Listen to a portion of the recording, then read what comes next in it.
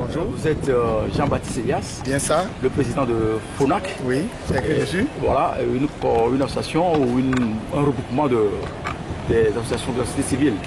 Voilà, quel est votre état d'âme aujourd'hui à quelques heures du scrutin présidentiel au Bénin? Merci beaucoup. Je m'appelle Jean-Baptiste Elias. Je suis le président du Front des organisations nationales contre la corruption FONAC au Bénin. Nous sommes une organisation de la société civile qui luttons contre la corruption, qui travaillons pour la bonne gouvernance et qui luttons bien sûr contre la fraude électorale et tout ce qui est corruption en période électorale.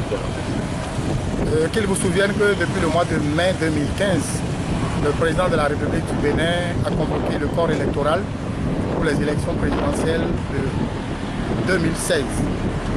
Nous sommes aujourd'hui le 5 mars 2016 et les élections sont prévues pour le 6 mars 2016. Les premières impressions concernent surtout les dysfonctionnements qu'on a eus dans la préparation de ces élections.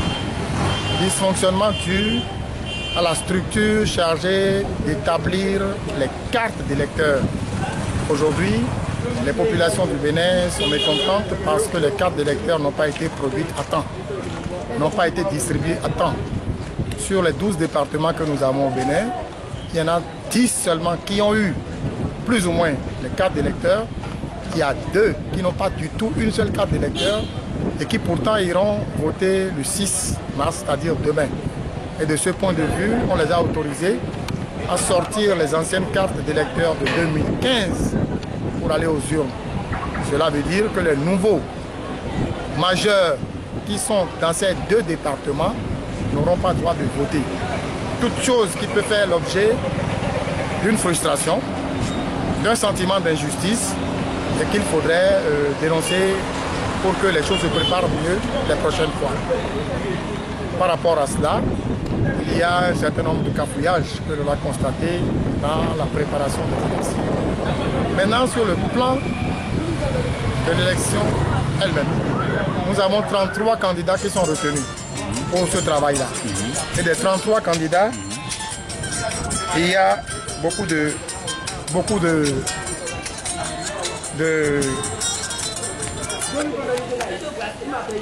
d'opérateurs économiques qui sont là-dessus, si bien qu'au Bénin, je peux dire sans risque de me tromper, que c'est la première fois qu'il y a eu beaucoup d'argent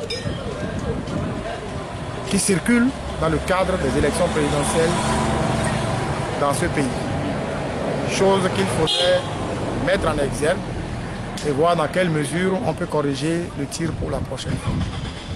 Sinon, pour l'essentiel, nous avons appelé la population béninoise au calme, à la sérénité, que les élections se passent dans de bonnes conditions, qu'il y ait moins de fraude et que les résultats sortis des urnes soient effectivement ce que l'on doit proclamer pour que le Bénin continue toujours de donner l'exemple pour la paix et la sécurité. Voilà, par rapport à ces éléments de fraude que vous venez d'évoquer, et on a eu également avant comme quoi une décision issue du Conseil des ministres extraordinaire a interdit l'utilisation de téléphone portable au cours du scrutin, mais qui a été encore démenti par après.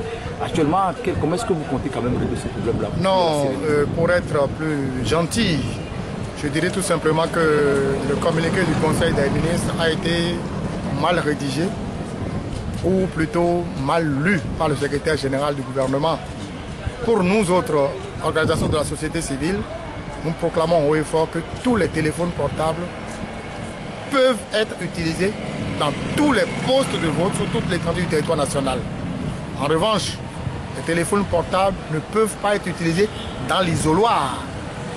Parce qu'au niveau de l'isoloir, celui qui prend son téléphone portable peut capturer l'image de ce qu'il a voté, alors que le vote est secret.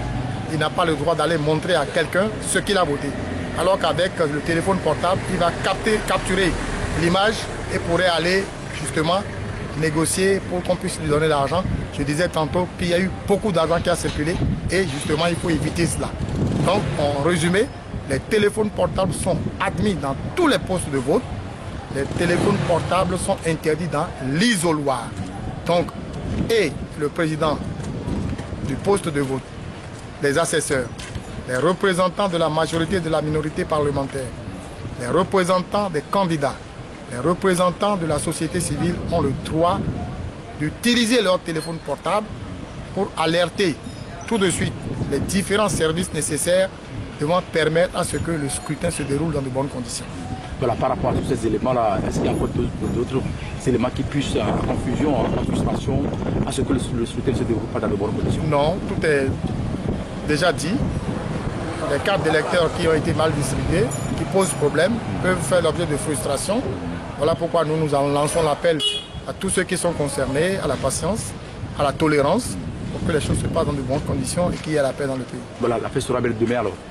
La fête, nous l'espérons, sera belle le 6 mars 2016. Merci, Monsieur le Président, et bonne élection à vous. Merci à vous aussi. Merci.